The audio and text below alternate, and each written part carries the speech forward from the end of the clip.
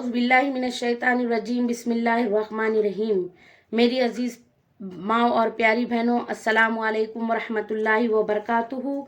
अल्लाह से उम्मीद है कि मेरी तमाम बहनें खैर व आफियत से होंगी।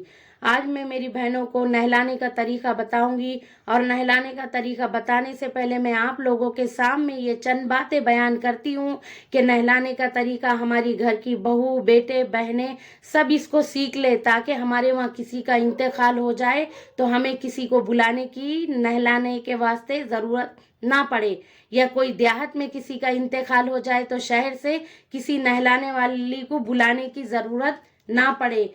हम हर चीज़ों में इतने माहिर है तो माशाल्लाह ये तो हमारे साथ का सौदा है, हमें इसमें भी माहिर होना बहुत ज़रूरी है। देखो, मैं नहलाने का तरीका बयान कर रही हूँ आप लोगों के सामने। नहलाने का तरीका ये है कि पहले मुर्दे को इस्तिंजा करा दो, लेकिन इसके रानों और इस्तिंजा की जगह अपना हाथ मत लगाओ और उस पर निगाह भी ना डालो, बल्कि अपने हाथ में कोई कपड़ा लपेट लो, और जो कपड़ा नाफ से लेकर जानों तक पड़ा है इसके अंदर अंदर धुलाओ। फिर इसको वजू करा दो, लेकिन ना कुल्ली कराओ, ना नाक में पानी डालो, ना गट्टे तक हाथ धुलाओ, बल्कि पहले मुंह धुलाओ, फिर हाथ की कोहनी समेत, फिर सर का मसा, फिर दोनों पैर, और अगर 3 दफा रुई तर करके दांतों और मसोड़ों पर फेर दे और नाक के दोनों सुराखों में फेर दी जाए तो भी जायज़ है।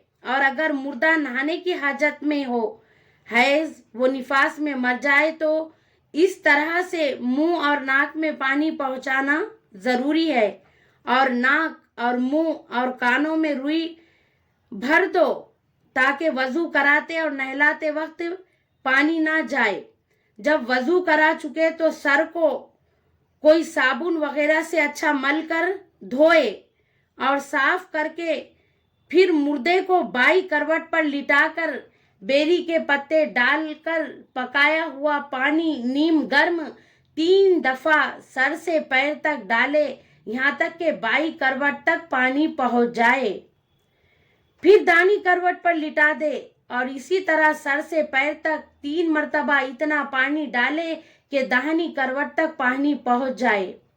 इसके बाद मुर्दे को अपने बदन से टेका लगाकर जरा बिठाए और इसके पेट को आहिस्ता आहिस्ता मले और दबाए। अगर कुछ पाखाना निकले तो इसको पोंछ के धो डाले, और वजू और गुस्ल में इसके निकलने से कुछ नुकसान नहीं, इसको दोबारा दोहराने की ज़रूरत नहीं है।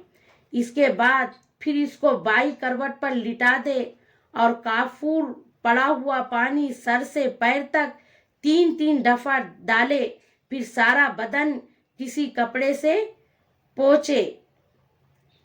अगर बेरी के पत्ते डालकर पकाया हुआ पानी ना हो तो यही सादा नीम गर्म पानी काफ़ी है।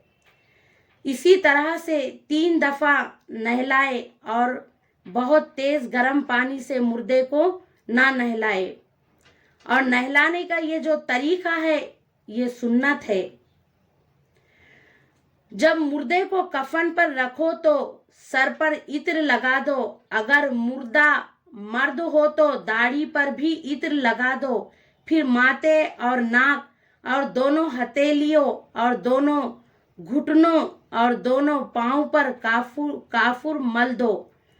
बास कफन में इत्र लगाते हैं और इत्र का फाया कान में रख देते हैं। ये सब जहालत है।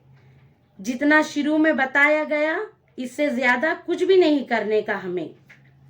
और देखो मेरी बहनों, किसी का शौहर मर गया तो इसकी बीवी को इसको नहलाना और कफनाना दुरुस्त है, और अगर बीवी मर जाए तो शौहर को बदन छूना और हाथ लगाना दुरुस्त नहीं है, अलबत्ता देखना दुरुस्त है, और ऊपर कपड़े के ऊपर से हाथ लगाना भी दुरुस्त है।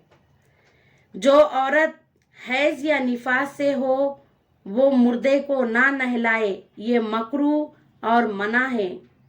बेहतर ये है कि जिसका रिश्ता ज़्यादा करीब हो वो नहलाए। अगर वो ना नहला सके तो कोई दीनदार नेक औरत नहलाए। अगर नहलाने में कोई ऐब देखे तो किसी से ना कहे। ये बातें हमारे अंदर बहुत पाई जाती, ये हम गौर से सुने, हम क्या बोल रहे हैं आप लोगों को। अगर नहलाने में कोई ऐब देखे तो किसी से ना कहे। अगर खुदा ना खास्ता मरने से इसका चेहरा बिगड़ गया हो, काला हो गया हो, नीला हो गया हो तो ये भी ना कहे, बिल्कुल इसका चर्चा ना करे। ये सब नाजायज़ है। हाँ, अगर वो खुल्लम खुल्ला कोई गुनाह करती हो, जैसे नाचती थी या गाने बजाने का पेशा करती थी या किसी से उसके नाजायज़ ताल्लुक़ थे, तो ऐसा कह देना दुरुस्त है ताकि लोग इससे बचे और तौबा करे और इससे नसीहत हासिल करे। देखो मेरी बहनों, ये बातें याद रखना हमारे लिए बहुत ज़रूरी है। और देखो आगे मैं आप लोगों को है तो मैयत को किस तरीके से कफन पहनाया जाता है वो तरीक़ा भी बताऊंगी, इसलिए आप लोग मेरे वीडियोस देखते रहे।